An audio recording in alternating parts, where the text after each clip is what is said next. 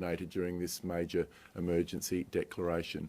Unfortunately, not too much good news today, and we have confirmation in the last half an hour that this is the Delta variant that we're dealing with here in South Australia, and for those reasons we're extremely concerned about developments this morning. We now have a fourth and a fifth case to report. The fourth case was one of the 16 close contacts that we announced yesterday. They had been in quarantine and the Communicable Diseases Control Branch has been working through with this person to identify any further exposure sites, which we will continue to announce throughout the morning. Worryingly though, a fifth case has developed, and this person was a diner at the Greek on Halifax Street on Saturday. They have already been contacted by the Communicable Diseases Control Branch, been put into quarantine, had their test, and unfortunately we now report that they have returned a positive test. For these reasons and for the fact that we know that this is moving quickly, we have no alternative but to impose some fairly heavy immediate restrictions to take effect from 6 p.m. tonight. South Australia moves into lockdown. There will now be just 5 reasons why people can leave their home from 6 p.m. tonight. Care and compassion reasons, such as taking care of a loved one. Number 2, essential work. Number 3, purchase of essential goods such as food. 4, medical reasons, including vaccination and testing. And the fifth and final reason is exercise, but that has to be limited to people from the same household. We hate putting these restrictions in place, but we believe we have just one chance to get this right. I want to thank the people of South Australia for their response since we announced this yesterday. This is moving very quickly. We first got a positive confirmation at 2:30 a.m. yesterday, and we are moving as quickly as we can to slow and stop the spread of this particular cluster. Yesterday we saw South Australians lining up, many of them for hours, to get themselves tested, and we say a massive thank you to them. We say a massive thank you to SA Pathology, who very quickly flexed their staff, not only their staff on the front line but those in the laboratory. We know that SA Pathology can now process around 18,000 samples on a daily basis, and Dr Tom Dodd will announce soon that we will be standing up additional testing places across the state. This is a dangerous time. We have been in a situation like this before, and we have an excellent health system in South Australia which has planned and prepared for this particular circumstance.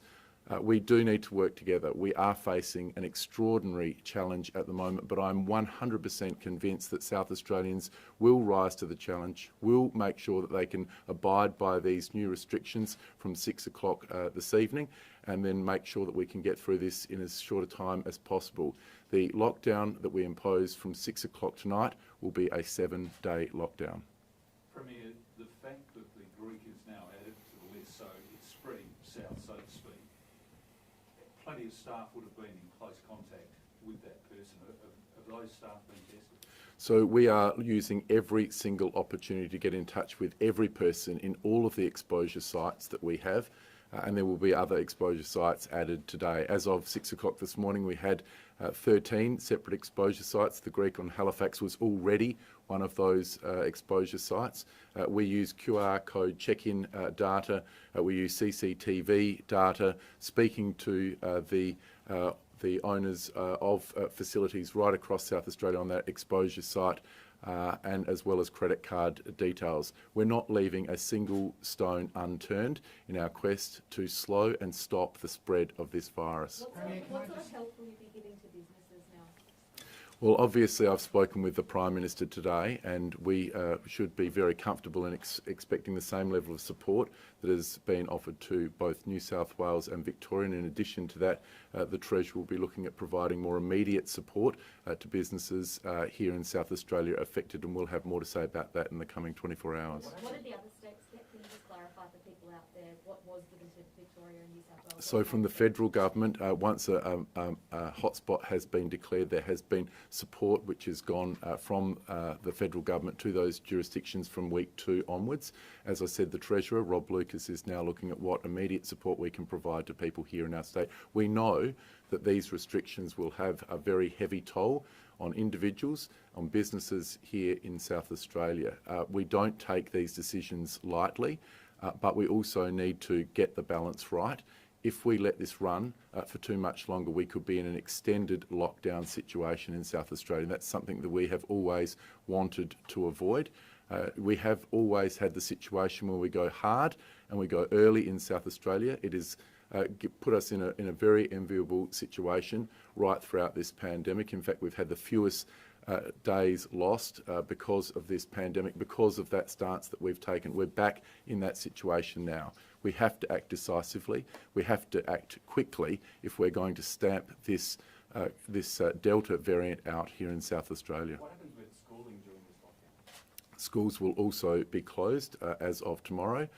Teachers will take the first 24 hours to transition to home-based schooling, and then that will be stood back up for students on Thursday this week. So the federal government support won't kick in until 2 weeks, and do you have any idea? In the second week, In yes. the second week, so do you have any idea of what the state No, support might that's be? being worked through at the moment. And is construction still allowed to operate? No.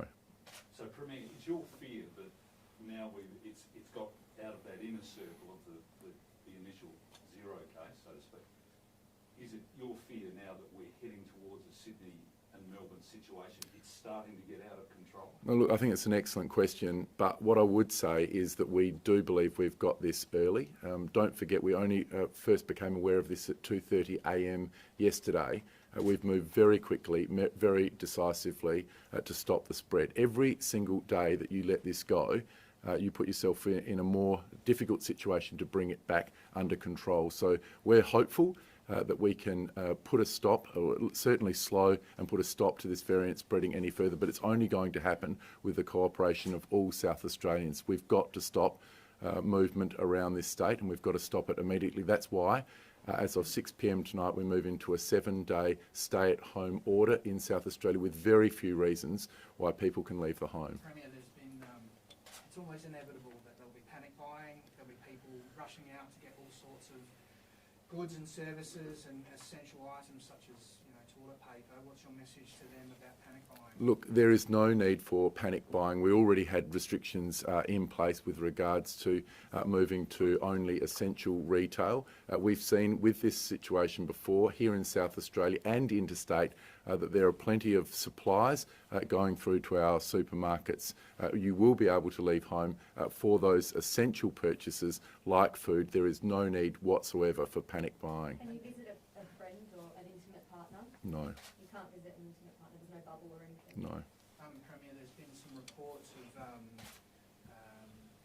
abuse towards retail staff around the wearing of masks and other restrictions. Can I get your reaction to that, Look, please? now's the time for South Australia to come together. We've faced challenges like this before and we've come out the other side, and that's what we need right now. I know that this is going to be a very difficult period, but South Australians are strong, they're resilient, and ultimately they know we do not want to go into an extended lockdown situation in South Australia. The best way to avoid that is to stop movement around our state, let the contact tracers get in touch with every single potential person who has come into contact with this disease, put them into quarantine, isolation, have that testing, and making sure that we can stop this disease dead in its tracks here in South Australia. Are you anticipating more cases? Look, it's difficult to speculate on that. I might leave that to Professor Nicola Spurrier. Yesterday I said that I was hopeful that it would be contained to the people that had already been put into quarantine. That was the situation with the 4th case. This 5th case is far more worrying. When To do be you, clear, Premier, this is a statewide lockdown. Correct. when do you expect, International arrivals, are they being forced? That would be something that we would have, we've significantly reduced at the moment, so that would be something that we'd have to discuss with the federal government. when do you expect that the Treasurer to arrange whatever it is that's going to be arranged for businesses? Well, we had a meeting this morning about it. So look, this is very, very fast moving. We understand there will be lots of pain points right across the state. We're trying to, number one, control the spread of this disease, and number two, to support businesses and individuals who have been affected. Are we talking hours, days? Certainly in the next 24 hours. And why don't we have a contingency fund?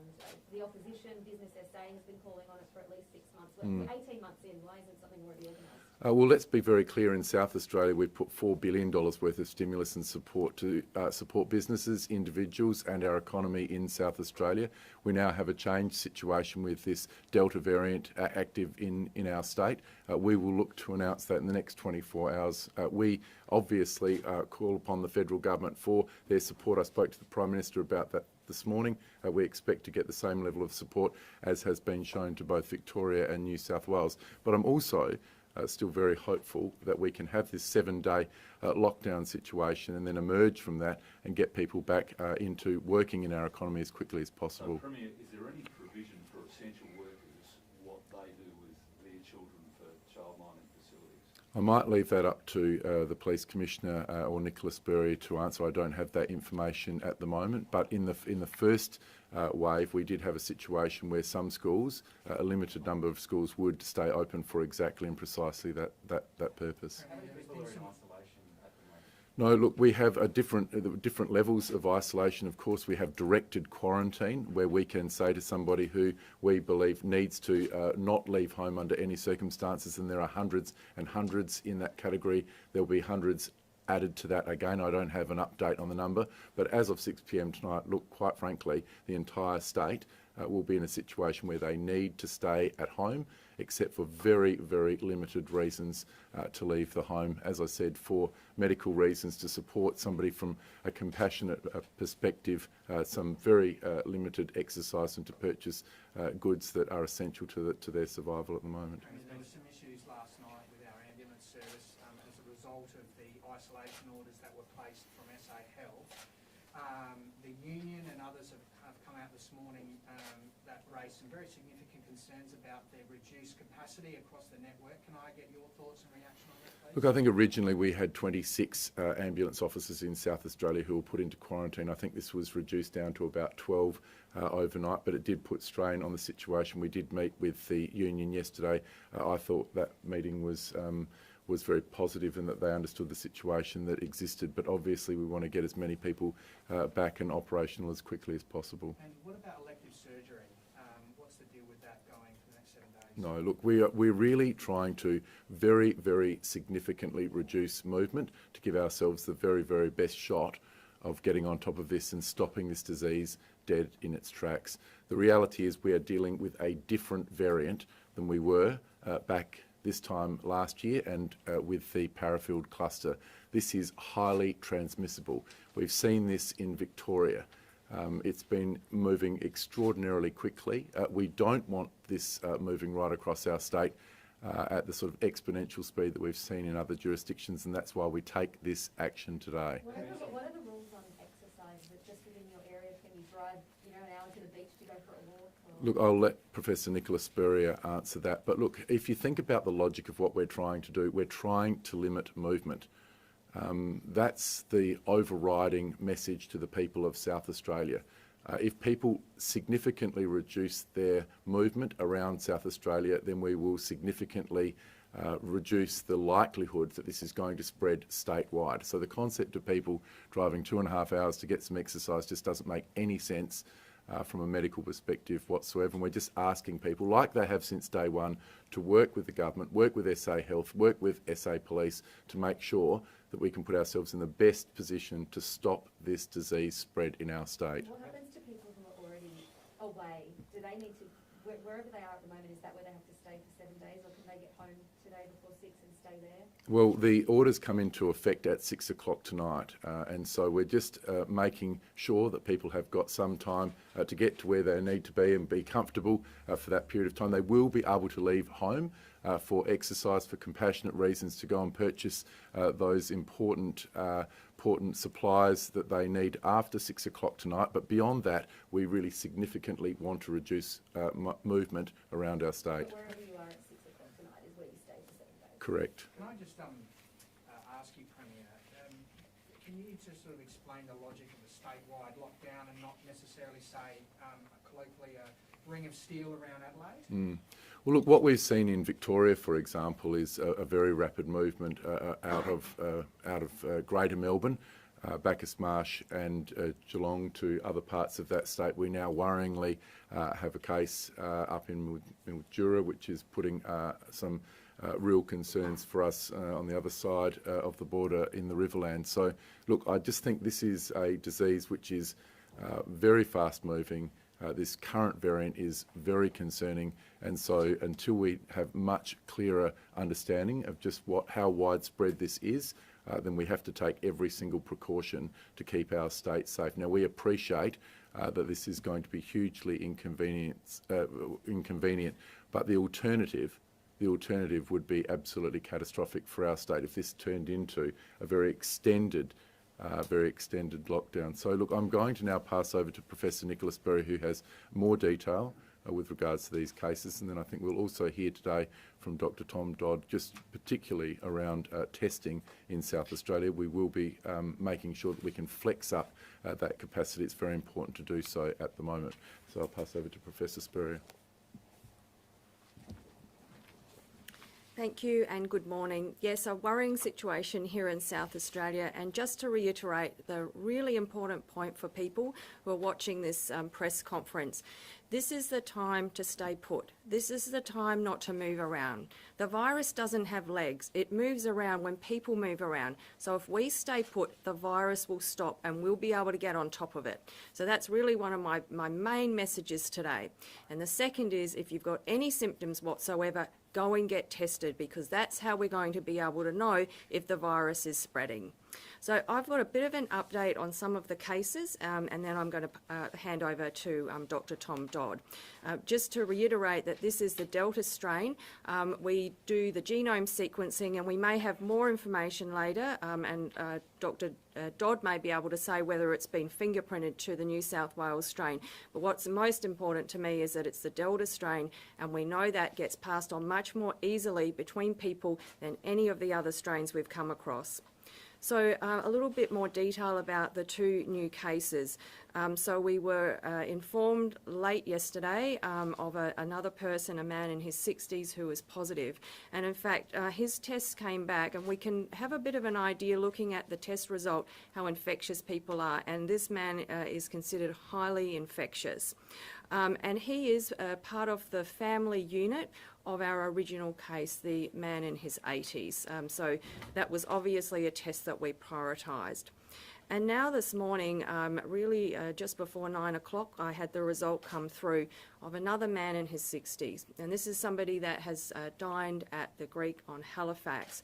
Now, obviously, we're only, I can't remember what time it is now, maybe 11, just after 11. We're interviewing this person as soon as we get the result through. I don't have all the details, but my understanding is that there was a birthday function or a celebratory function at the Greek on Halifax, and there was a private function room, and that this gentleman was in the same private function area as one of our cases. So it was a known exposure site. It was put up on our website last night. But our team are very concerned about this transmission because the particular site is a restaurant. People tend to speak loudly in restaurants, and there might have even been some singing there if it's a birthday party, but it's not usually a well-ventilated area. So I would want to get the message out that if anybody has been to the Greek on Halifax, that they need to get into quarantine and get themselves tested. Our team is currently making all of those important phone calls. They're using the QR scanning information about who was there at this time. And also we are going to look at bank details and CCTV footage. And the restaurant owners are aware of this, and we will be working very closely with them, because we want to get 100% of people that were there on that evening tested and into quarantine. Now, just a little bit more information about the number of people that are in quarantine in South Australia so that you can get a bit of an idea of what we're dealing with, and it's a lot of people. So we've sent out 1,078 SMSs to people using the QR data. So thank you to all of you people who QR in as you go in and out of businesses and shops and such like. It's very important. So all of those people have been instructed, because you are picked up to have been in an exposure site, to go into quarantine and get tested. In addition to this, we have 2,000 South Australians who have responded to our survey, and we have a survey on our website where we've got the exposure sites. And in addition to that, we've got 800, and that the 2,000 was about our current outbreak here in South Australia. Then in addition to that, we've got 800 South Australians who have been at Victorian exposure sites. So in total, we have close to, over 3,000 people in our state who have self-identified being at an exposure site.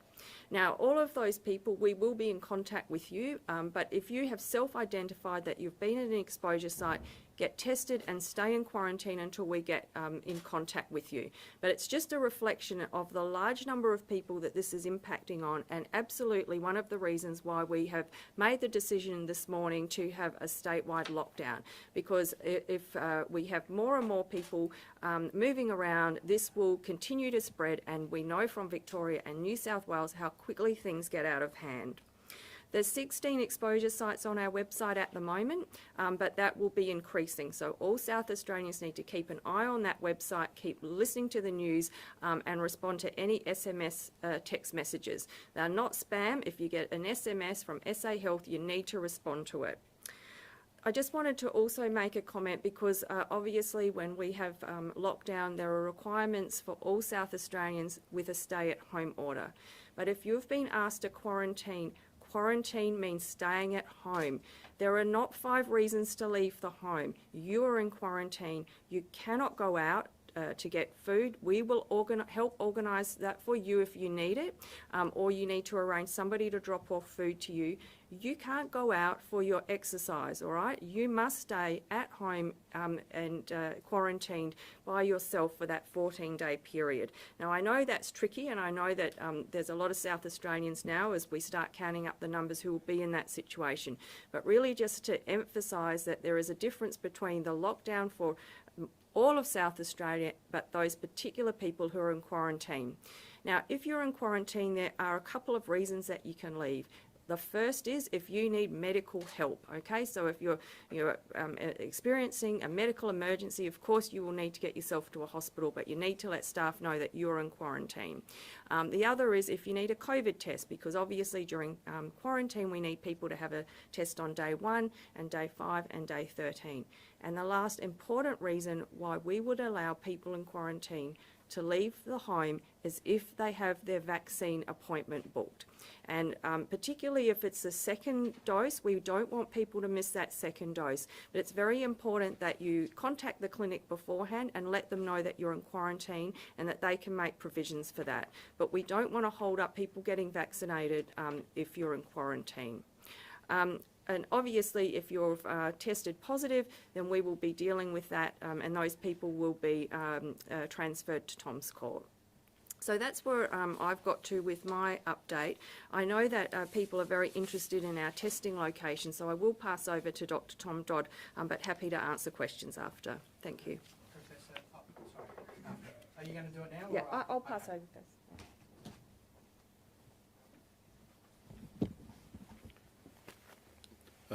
Good morning. First, I'd like to thank everyone who has come forward for a COVID test in the last 24 hours. In particular, I'd like to thank people for their patience while queuing for tests. SA Pathology and the private pathology providers are putting as many resources as possible into each of the COVID collection sites, and we will be adding additional resources throughout today. In particular, I'd like to announce that we have opened a new drive-through site this morning at Waterworld at Ridgehaven up in the northeastern suburbs, so that'll be a useful site for people in those suburbs to come forward and get a test there actually right from now. So that's open.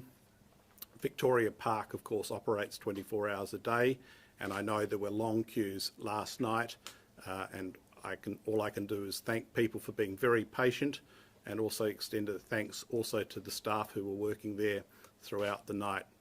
The laboratory continues to perform very well with turnaround times in the order of 12 to 14 hours for all tests. So once the tests are collected, you can expect to get your results back very quickly.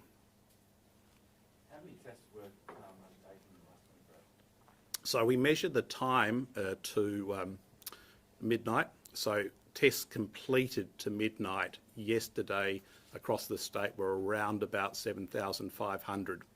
Obviously, the kick up in the testing will have increased substantially from yesterday afternoon onward once the announcement of the positive cases. So I would anticipate the number for today to be much higher than that. Did you guys underestimate the demand that would be placed on testing in the wake of all of the cases, given the huge lines that we're seeing, not just in one site, but basically every metropolitan site? So it's inevitable whenever there is a case identified, there'll be a huge increase in testing. We've got multiple sites that operate throughout the day, and Victoria Park that's available to operate 24 hours a day. And so inevitably there will be some queuing as a result of that.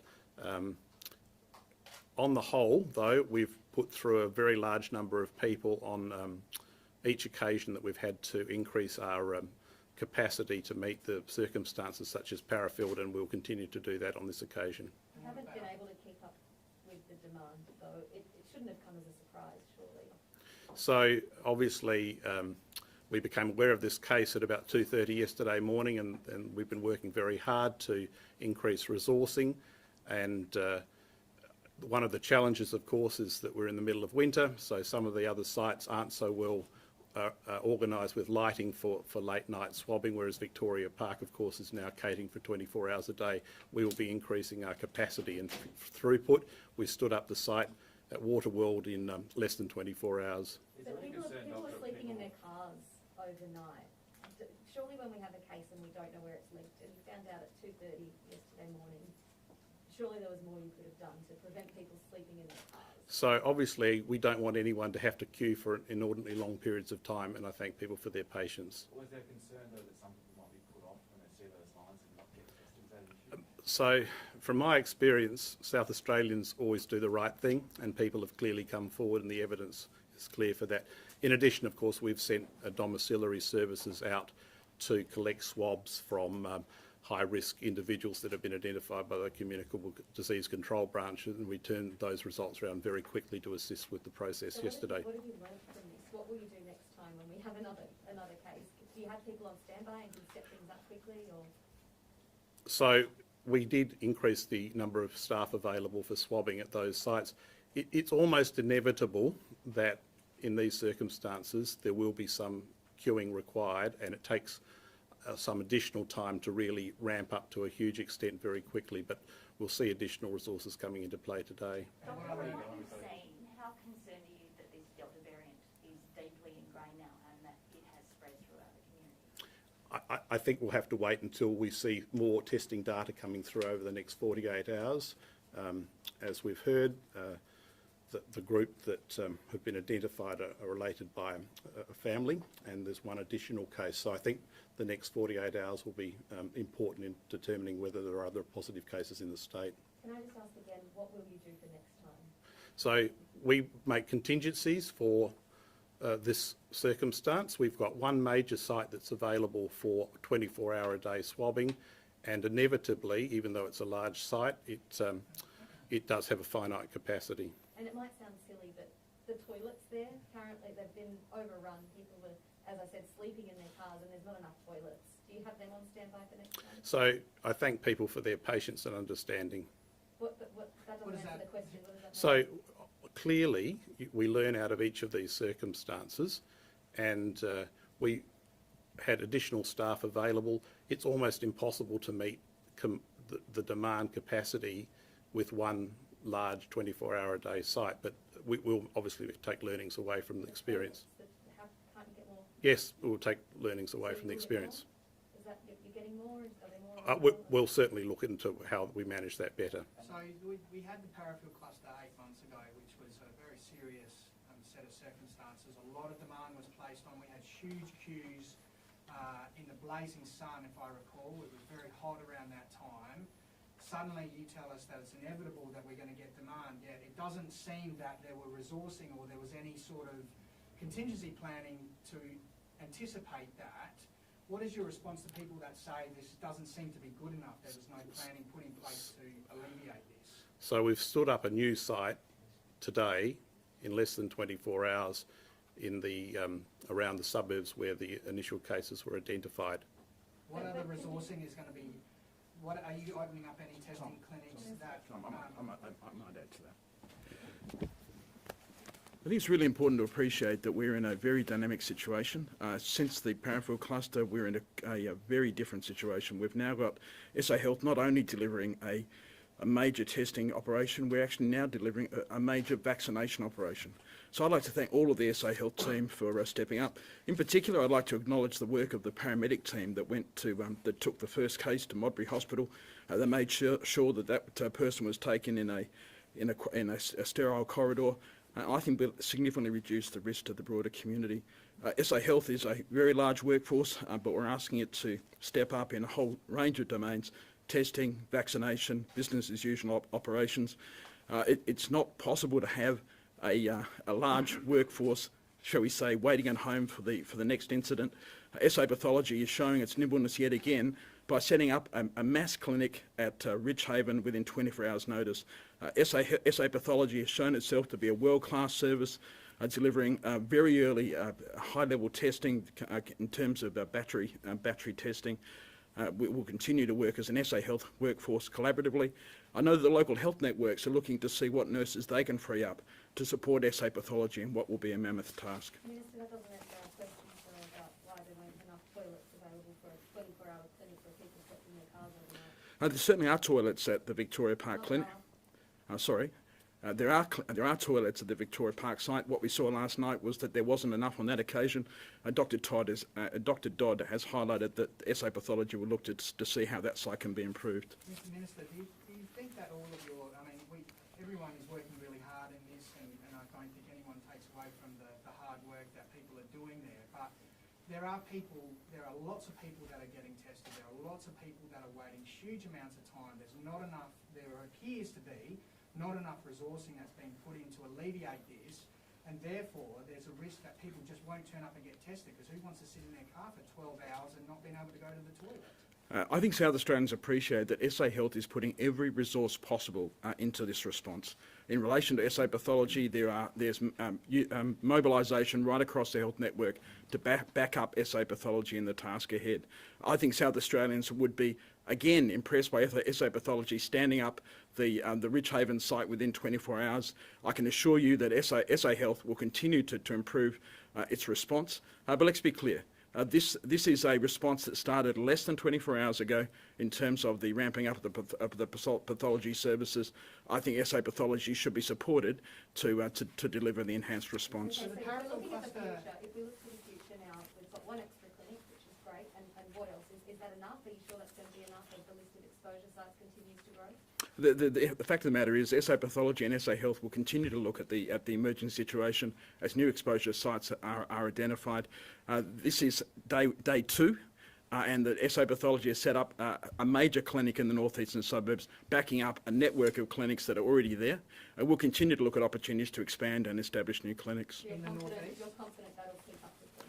I think SA Health and SA Pathology have demonstrated their nimbleness, their capacity to ramp up, their capacity to work together. Yet again, we saw yesterday a great cooperation between the South Australian Ambulance Service, SA Health and SA Pathology. They'll continue to back each other up because every outbreak is different, every response needs to be nuanced, and that's exactly what the SA Health team is doing. But then we have the union is saying this morning that you had between 6 and 14 crews taken off the road and there were no replacements because, to use their phrase, there was no flex capacity in the system. What is your response to that? I think when you take 22 ambulance officers off the road at very short notice, and particularly on a Monday, it's not surprising that there was significant pressure on the system. I'd like to thank the ambulance service and the ambulance officers who stepped up in that situation and have done an extraordinary job. In terms of the 12 who are currently in quarantine, my understanding is that all of them have been or are in the process of being transferred to the Stamford. We are hopeful that as we do the risk assessment that some of those officers might be able to come out of quarantine just as their 10 colleagues have before them. But we need to do the risk assessment. We need to make sure that both our paramedics, their families and the broader community is safe. Given the risk at the moment, how does the next 24,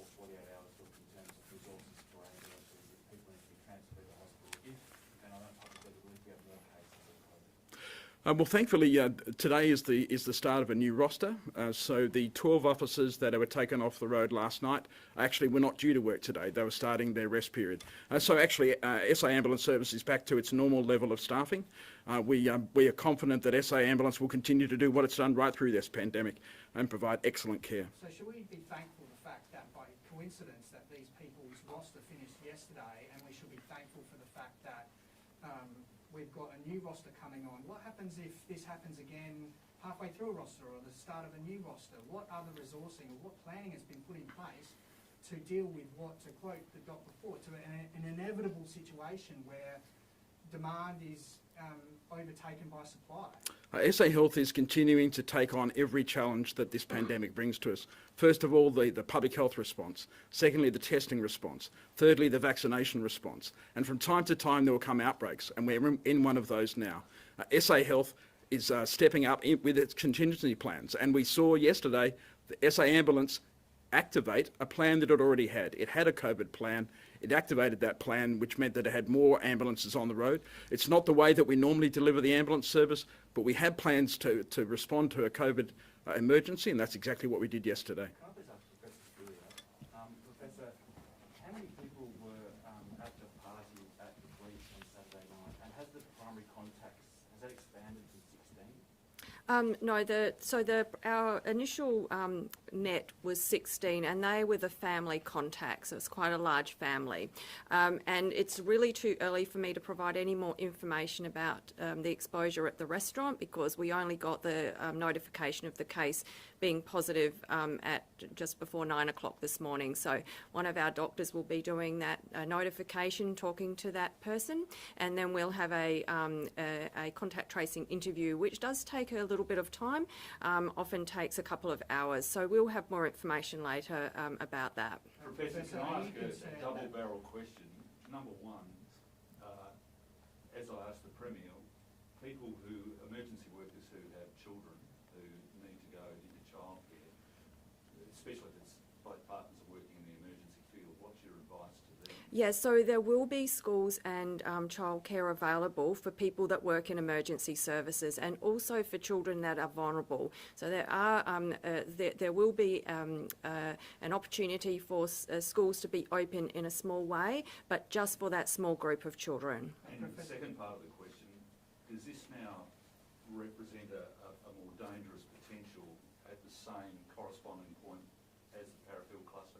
Yes, it does. And the reason for that is it may not be that we have quite as many cases, and people will recall that that was a very large family as well, where transmission occurred very rapidly. But in this situation, we're dealing with the Delta strain.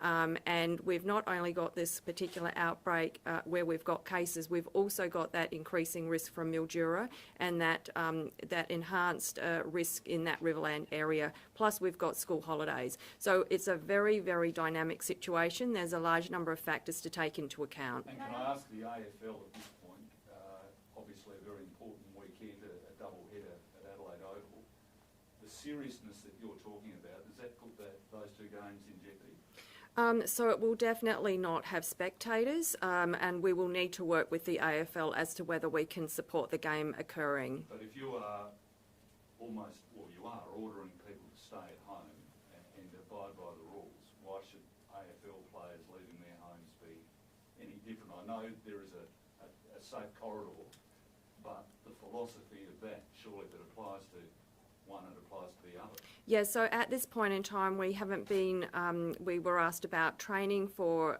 various elite sports, and because that was actually not allowed in the direction up until this point, because that had been changed last night, we had said back to those particular groups to come back to us with a proposal of how you would, how you would train, and we haven't received that yet. But we're in a different situation this morning, and we'll continue dialogue with those people. The Commissioner has said within the last week that he can't basically live in quarantine without AFL football at his disposal. And whilst it sounds flippant, it's not. But you, as a health professional, surely wouldn't. So we won't. Yeah, I mean, I did, and I heard the Commissioner's comment, which I agree was made in a flippant way. But at the end of the day, we will look at whether it can be done safely or not, depending on what the risk is in the rest of the community. So there will definitely not be spectators. The AFL have got contingency plans as well, and they may well do something else about that game on the weekend. Can I ask you about the health staff from the hospital that have now been... Link, or has a link been found with the birthday party and the gentleman in his 80s? And are you concerned that this will turn into a super spreader event so far? Well, this is the potential for a super spreader event at the Greek on Halifax. So I don't know whether the elderly gentleman attended this party, but I do know that one of our other positive cases was at the party. Can you detail which one, please? I haven't got the details at this stage, sorry. Can I just ask you, sorry, Snibber, can I ask you about the elderly gentleman? Can we have a condition update on him? And is he still in the COVID clinic or is he in ICU? No, I haven't been told that he's in ICU, so he would be on our COVID ward. So, Professor, is the person at the party, the fifth in this case, is that a friend or a relative of the four? My understanding is it's a friend there was a private function room. I don't know whether there were a number of private functions occurring in that room, but the early information I've got was that he was in the same private function area as one of our cases from the family. And you might have already said this, but could we get the gender and the age of the fifth case? So it's a male and he's in his 60s. And the other man in his 60s in the family unit, do we know if he moved about the community much at this point? So because that family are our first cases, they have had a large number of exposure sites. So all of those sites are getting listed up on our website in real time. We've got 16 was the count just before I came to the press conference, but that will be increasing today. So I can't tell you which exposure sites were linked to which case, and in fact that's really not so relevant. For the general public, it is to look at the websites, look at the exposure sites and fill in our survey. And if we indicate to you, even if it's by an SMS, that you need to get tested and stay in quarantine for 14 days, that is quarantine for 14 days and is not the same as the state lockdown. Professor, can I just also clarify the timings of the exposure site at the Greek on Halifax? Is it any time on the Saturday night, or is it between 6 and 10 p.m? Yes, so it's Saturday the 17th, and you're correct, it's between 6 p.m. and 10 p.m.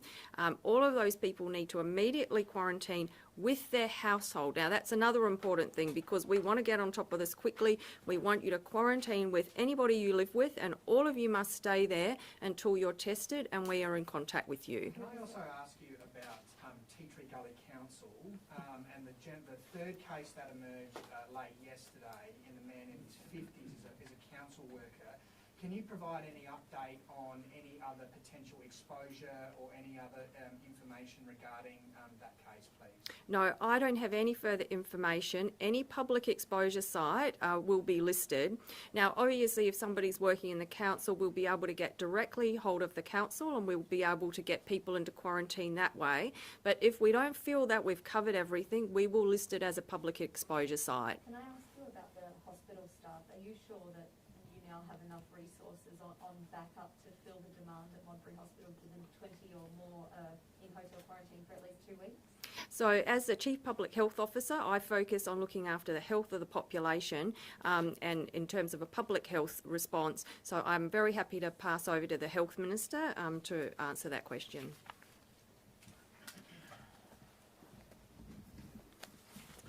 As a result of the lockdown order, there will be obviously a significant change to the to work done by hospitals. In particular, elective surgery will stop.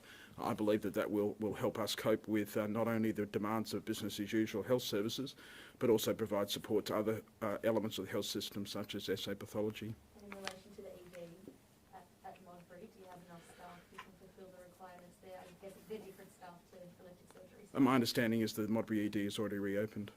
But for the next 2 weeks, you've got more than... I haven't been made aware of any issues about that being a short-term opening. As far as I know, Modbury Hospital's opened.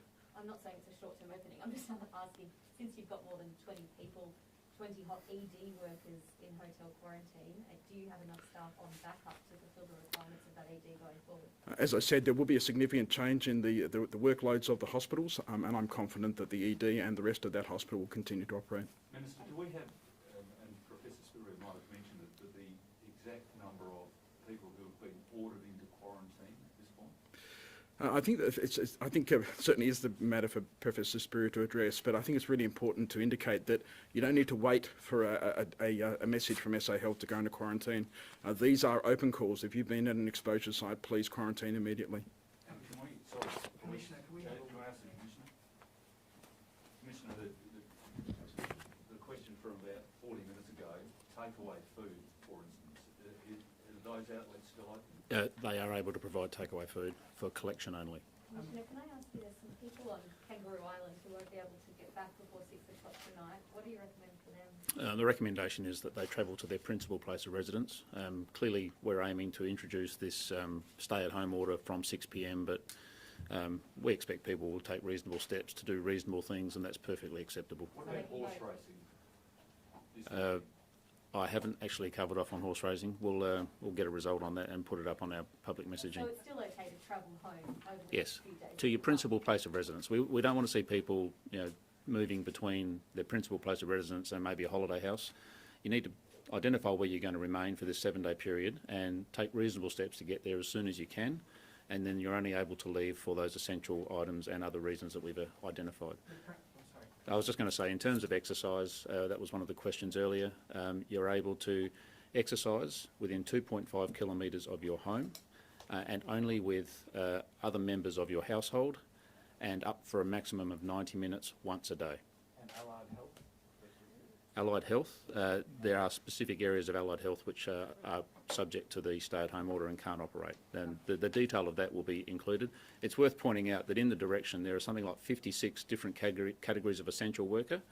So there are quite a few elements there that allow people to leave home for essential work purposes, and there's obviously too many to specifically elaborate here in the press conference, but we will make that information available immediately. Was any the essential work that you outlined yesterday, ranging from supermarkets through to hardware stores to news agents, etc., with the directions that you signed overnight, were there any changes to that, or is that list largely stay intact? So what is in effect right at this moment is what was signed last night and came into effect as of 1 minute past midnight today. So that list of essential retail remains the same until 6 p.m. tonight. There won't be a major change in the sorts of businesses that can open. Some will be removed from the list, and we'll provide that information. The main emphasis here is that people must stay at home unless they are leaving for one of the 5 reasons that have been mentioned. Do you have to wear masks when exercising? No. Can I ask you about Professor Spurrier that AFL games this weekend might go ahead in South Australia? That looks like the case. We might get these games away with them. Oh, I think Professor Spurrier made it pretty clear that there are requirements on the AFL and the affected teams to produce evidence as to how that can occur.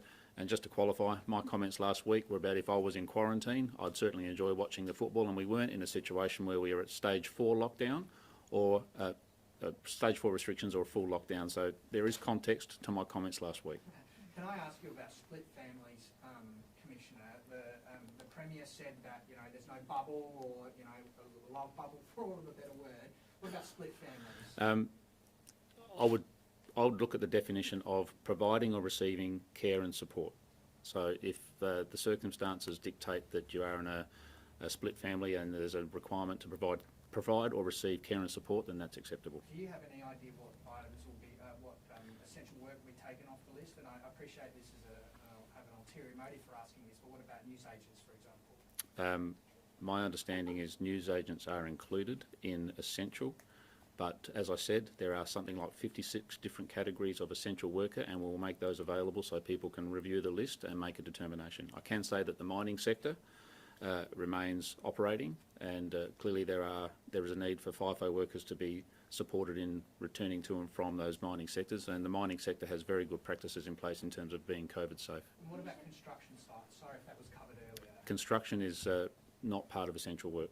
Commissioner, can you run us through the penalties for people who don't abide by the rules of the lockdown? So the penalties under the Emergency Management Act remain the same. If an individual breaches the Emergency Management Act, they are liable to a $1,060 fine.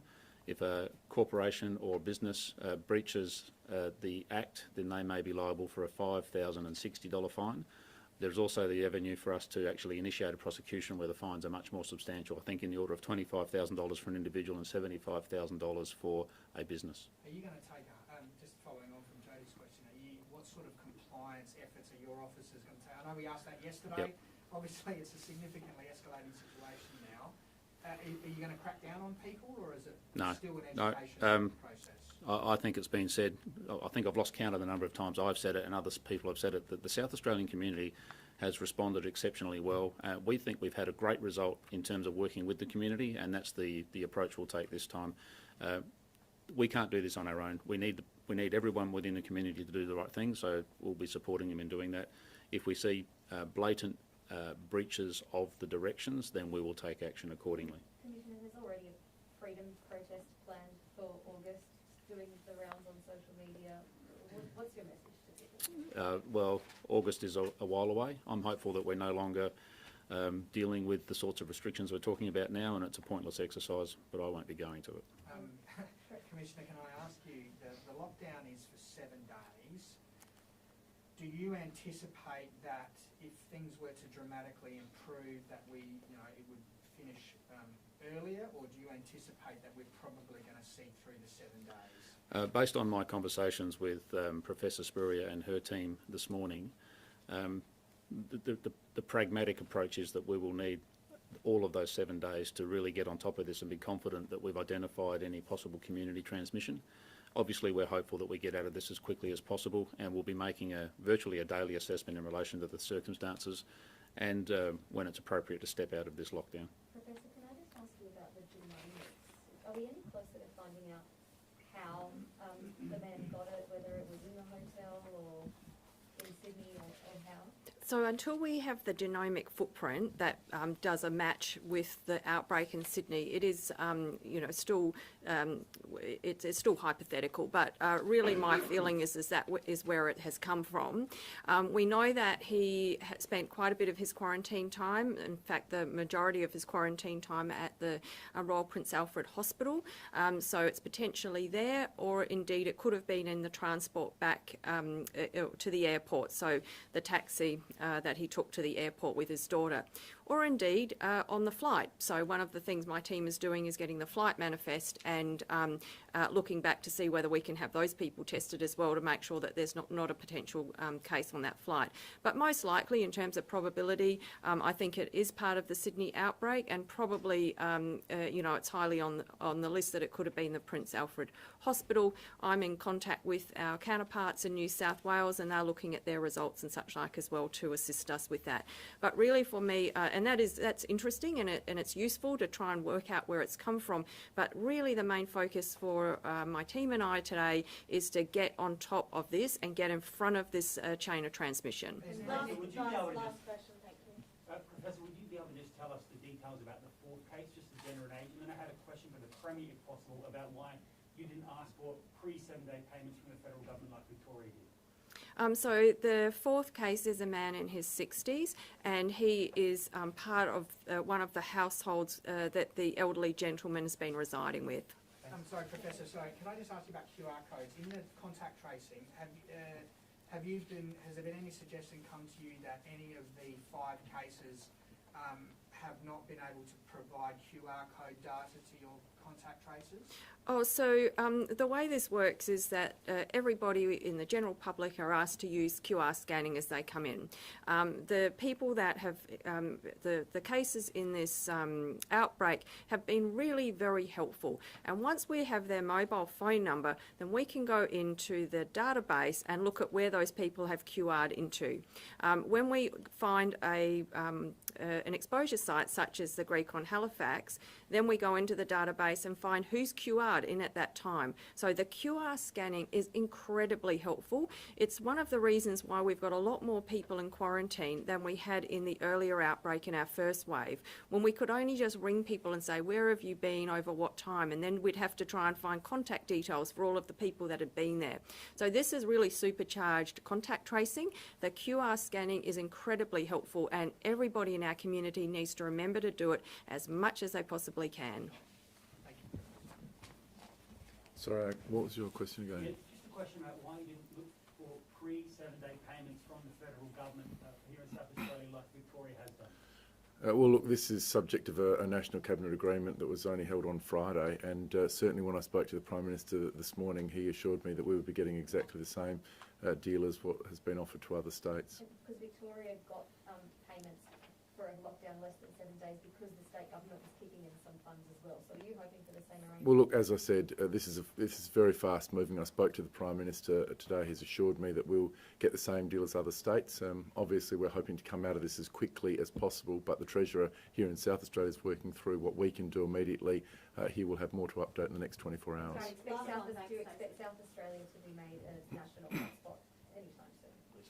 Well, look, I'm hopeful that we can actually stop this dead in the water as quickly as possible, but I think the next 24 hours, the next 48 hours in South Australia are going to be absolutely critical, and that's why we're calling on the support of all South Australians to abide by these restrictions, have themselves tested, and make sure that we can do every single thing we can to avoid an extended lockdown here in our state. Commissioner, just got something you want